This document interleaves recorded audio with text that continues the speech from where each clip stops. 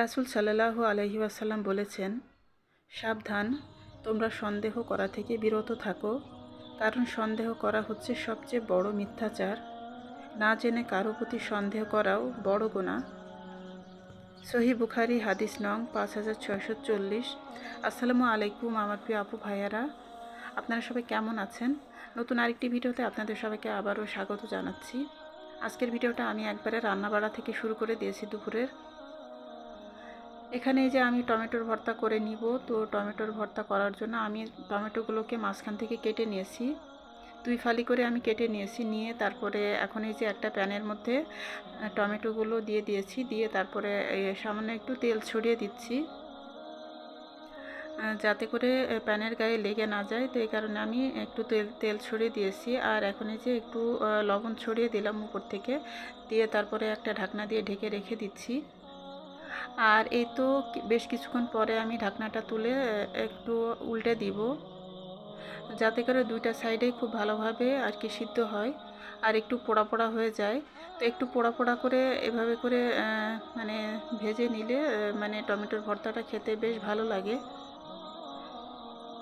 এভাবে আমি পোড়া পোড়া করে দুইটা সাইডে আমি ভালোভাবে ভেজে নিব। আর এভাবে করলে অনেকটা সিদ্ধ হয়ে যাবে, সিদ্ধ হয়ে একদম নরম হয়ে যাবে। আর এখন এই যে আমি আবারও ঢাকনা দিয়ে ঢেকে কিছুক্ষণ রেখে দিচ্ছি। আর পাশের চুলায় আমি পেঁপে সিদ্ধ বসিয়ে দিব। এখানে যে আমি পেঁপে কেটে নিয়েছি, আর এই পেঁপেটা একটু লাল লাল হয়ে গিয়েছিল, তো এই কারণে আমি একটু ঝাল ঝাল করে আর কি ভর্তা বানিয়ে ফেলবো, তো তাহলে আর কি মিষ্টি ভাবটা থাকবে না। আর এখানে যে টমেটোগুলো সিদ্ধ হয়ে গেছে, আর এখানে যে টমেটোর উপরের যে চামড়াটা থাকে, সেই চামড়াটা আমি এখন ফেলে দিব। ফেলে দিয়ে তারপরে টমেটো যখন ঠান্ডা হয়ে যাবে তখন আমি খুব ভালোভাবে চটকে নিব। আর এই ফাঁকে আমি মুরগি বসিয়ে দেব চুলায়। তো আমি মুরগির মাংস আলু দিয়ে ঝোল করব। তো এখন এই যে আমি মুরগির মাংসটা বসিয়ে দিচ্ছি। তো আমি কড়াইতে তেল দিয়ে তারপর গরম মশলা আর পেঁয়াজ দিয়ে দিয়েছি, দিয়ে তারপরে মোটামুটি একটু ভেজে নিয়ে তারপর টমেটো দিয়ে দিলাম, টমেটো ফালি দিয়ে নাড়াচাড়া করে এখন বাকি মশলাগুলো আমি অ্যাড করে দিব। এখানে এই যে লবণ, হলুদের গুঁড়া, তারপরে মরিচের গুঁড়া এগুলো দিয়ে দিব। আর আমার প্রিয় আপু ভাইয়ারা, আশা করছি যে যেখান থেকে যে অবস্থা থেকে আমার ভিডিওটি দেখছেন আপনারা সবাই আল্লাহ তাআলার অশেষ রহমতে ভালো আছেন। আমরাও আলহামদুলিল্লাহ আল্লাহ তাআলার অশেষ রহমতে ভালো আছি। তো প্রথমের এই কথাগুলো আজকে বলা হয়নি, তাই এখন বলে দিলাম। আর আমার প্রিয় আপু ভাইয়ারা দয়া করে একটা লাইক দিয়ে আমার ভিডিওটি প্লিজ দেখে নেবেন। আর যারা নতুন আমার চ্যানেলটি ভিজিট করবেন, তাদের কাছে যদি আমার ভিডিও ভালো লাগে তাহলে প্লিজ আমার চ্যানেলটি সাবস্ক্রাইব করে আমার চ্যানেলের সাথে থেকে যাবেন আর আমাকে একটু সাপোর্ট করবেন। আর এদিক থেকে যে আমার মশলাটা খুব ভালোভাবে কষানো হয়ে গেছে, তো আমি এখন এই যে কেটে রাখা মুরগির মাংস আর আলুটা দিয়ে দিলাম, দিয়ে নাড়াচাড়া করে এখন মশলার সাথে খুব ভালোভাবে কষিয়ে নিব। আর মুরগির মাংস রান্না তো খুবই নর্মাল একটা রান্না, তো এটা তো ওইভাবে বলার কিছু নেই, তারপর একটু বললাম। আর পাশে আমার পেঁপেটাও সিদ্ধ হয়ে গেছে, তো আমি পেঁপেটাও নামিয়ে নিয়েছি, নিয়ে খুব ভালোভাবে ম্যাশ করে নিয়েছি।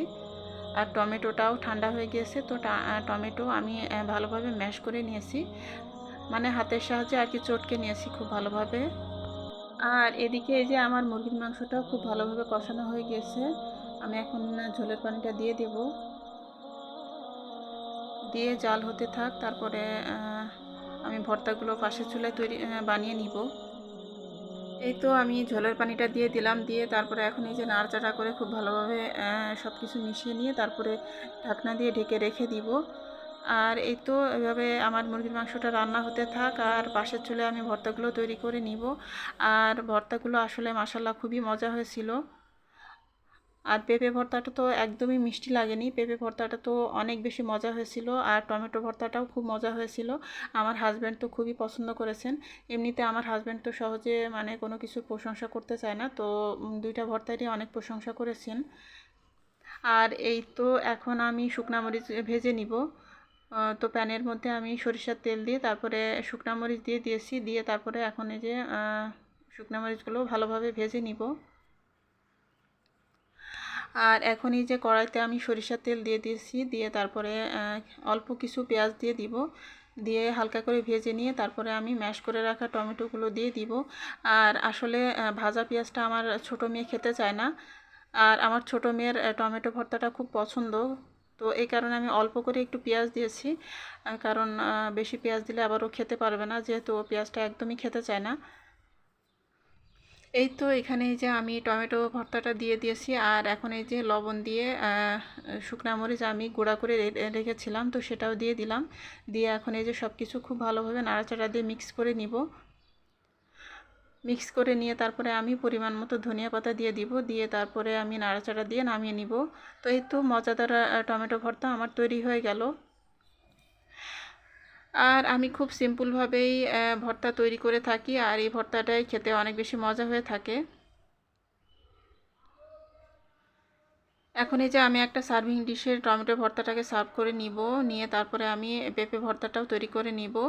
আর পেঁপে ভর্তাটাও আমি একই প্রসেসে বা একই পদ্ধতিতে তৈরি করব। এখানে এই যে সরিষার তেলের মধ্যে পেঁয়াজ কুচি দিয়ে দিয়েছি।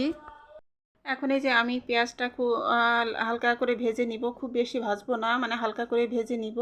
একটু নরম হয়ে আসলে তারপরে আমি ম্যাশ করে রাখা পেঁপেগুলো দিয়ে দিব, দিয়ে তারপরে একই পদ্ধতিতেই ভর্তাটা বানিয়ে নিব। আর আমার প্রিয় আপু ভাইয়ারা, আসলে আমি ভয়েস দিতে বসলে, আমি সকালে যেহেতু ভয়েস দিই, তো বাইরের থেকে অনেক ধরনের নয়েজ আসে, তো প্লিজ ক্ষমা সুন্দর দৃষ্টিতে দেখবেন। এই তো আমি পেঁপেগুলো দিয়ে দিয়েছি, দিয়ে এখন এই যে খুব ভালোভাবে সব কিছু মিক্স করে নিচ্ছি।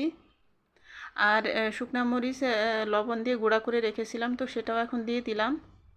আর আমি একটু বেশি করেই শুকনা মরিচের গুঁড়াটা দিলাম, যাতে করে একটু বেশি ঝাল ঝাল হয় আর খেতে মজা হয়।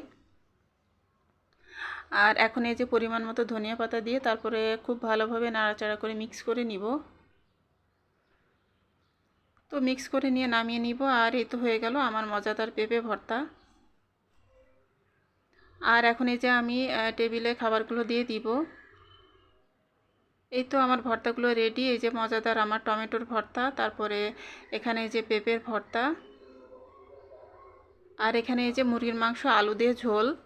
আর এই তো আমার দুপুরে রান্না বান্না সব শেষ, আর রাতের কিছু ডালও আছে ফ্রিজে, তো সেটাও আমি বের করে গরম করে নিব।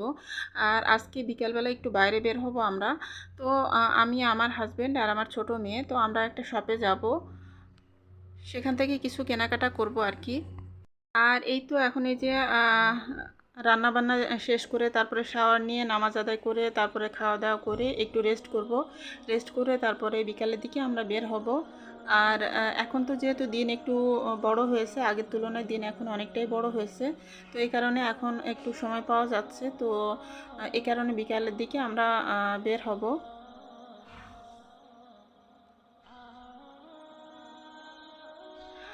আর এই তো আমরা বিকালের দিকে বের হয়ে পড়েছি, আর এই শপটাতে আমাদের সবসময় আসা হয়। আর এই শপটা হচ্ছে আমার মেয়ের স্কুলের পাশে, তো মেন রোডের সাথে, যেহেতু লোকেশনটা খুবই সুন্দর, তো এখানে আসলে সব ধরনের জিনিস পাওয়া যায়, আর খুবই নিরিবিলি পরিবেশ, তো খুবই ভালো লাগে এখানে আমার। তো এখানে আমাদের সবসময় আসা হয়। আর এমনিতে কোনো কিছু যদি লাগে তাহলে মেয়েকে যখন স্কুল থেকে নিতে আসি অথবা দিতে আসি তখন নিয়ে যাই। আর এমনিতে এই যে আজকে যেমন বেশ কিছু জিনিসের দরকার ছিল, তো আমি লিস্ট করে নিয়ে এসেছি। লিস্ট করে নিয়ে তারপর আমরা তিনজনই আর কি চলে এসেছি। তো বিকালবেলা একটু বেড়ানোও হবে আর কেনাকাটাও করা হবে, তো সেই চিন্তা করেই আমরা বের হয়ে পড়েছি। আর এই তো এখানে যে সব ধরনের জিনিসই পাওয়া যায় মোটামুটি, আর ক্রোকারিজের যে আইটেমগুলো আছে খুবই সুন্দর, আর নতুন নতুন অনেক কালেকশান এসেছে, তো দেখলেই তো আসলে কিনতে মন চায়, তো কিনতে মন চাইলে তো আর সব কিছু কেনা সম্ভব না। স্বাদ ও সাধ্যের সমন্বয় না হলে তো আসলে কোনো কিছুই কেনা সম্ভব না। তো যাই হোক, আমাদের প্রয়োজনীয় যা ছিল সেগুলোই আর কি কিনে নিয়েছি। আর এখানে এই যে বাসায় চলে এসেছি, এসে যে জিনিসগুলো আমি এখন নামিয়ে নিচ্ছি। তো এইগুলো আসলে নিত্য প্রয়োজনীয় যে জিনিস সেগুলোই মানে গ্রোসারি শপিং আর কি, তো সেগুলোই নিয়ে এসেছি কিনে। আর এই তো এখানে যে দুইটা মেরিল বিউটি সোপ সাবান কিনেছি, আর এই মেরিল সাবানটা আমাদের দেশীয় সাবান, আর এই সাবানের যে সেন্ট, মানে যে স্মেলটা আর কি খুবই সুন্দর, আমার কাছে ভীষণ ভালো লাগে, বেলি ফুলের সেন্ট। আর এই তো গুঁড়া দুধ কিনেছি 1 প্যাকেট, তারপরে এখানে এই যে ভীম লিকুইডের রিফিল প্যাক, আর এখানে এই যে হ্যান্ড ওয়াশের রিফিল প্যাক, তারপরে কর্নফ্লাওয়ার কিনেছি 1 প্যাকেট, তারপরে কোকোলা নুডলস, আর এই যে চা পাতা, আর এখানে এই যে হুইল পাউডার নিয়েছি 1 প্যাকেট। এই ছিল আমাদের কেনাকাটা। আর সরিষার তেল আনা হয়েছে 5 লিটার। যেহেতু আমরা সরিষার তেলটা খাই, তো এই কারণে সরিষার তেল আনা হয়েছে, তো সেটা আর রেকর্ড করিনি। আর এখন এই যে আমি জিনিসগুলো সব জায়গা মতো রেখে দিব। আর আমার হাজব্যান্ডের জন্য কফি আনা হয়েছে, 1 প্যাকেট কফি। তো আমার হাজব্যান্ড যেহেতু কফি খান, এই কারণে কফিটাই আনা হয়েছে। আর এখানে যে আমি একটা ছোট্ট বক্সের ভিতরে গুঁড়া দুধের প্যাকেট আমি রেখে দিই, তো সেখানে আমি রেখে দিলাম। আর এখানে যে মাছের আঁশ ছাড়ানোর জন্য একটা যেটা পাওয়া যায় আর কি, মাছের আঁশ ছাড়ানোর, তো সেটা একটা নিয়েছি। আর এই তো আসার পথে বড়ই আনা হয়েছে কিছু। বড়ইটা আবার আমার হাজব্যান্ড অনেক পছন্দ করেন, তো এই কারণে বড়ইটা কিনেছেন। তো আমি এখন এই যে লবণ পানিতে বড়ইগুলোকে ভিজিয়ে রেখে দিব। তো এভাবে রেখে দিলে বড়ইয়ের গায়ে যে ময়লাগুলো থাকে বা জীবাণু যদি থাকে, তাহলে সেগুলো চলে যাবে। তো আমি এভাবে করে ফল আমি লবণ পানিতে ভিজিয়ে রাখি। আর ভিনেগারের মধ্যে ভিজিয়ে রাখলেও হয়, তো ভিনেগারটা বাসায় নেই, এই কারণে আমি লবণ পানিতে ভিজিয়ে রাখবো। তো এই বড়ইটা অনেক মজা ছিল, খুবই মিষ্টি ছিল এই বড়ইটা। এই তো আমি কিছুক্ষণ বড়িটা ভিজিয়ে রেখে তারপরে পানিটা ঝরিয়ে নিব। আর এই যে টেবিলে পানি পড়েছিল, তো আমি একটু মুছে ফেললাম।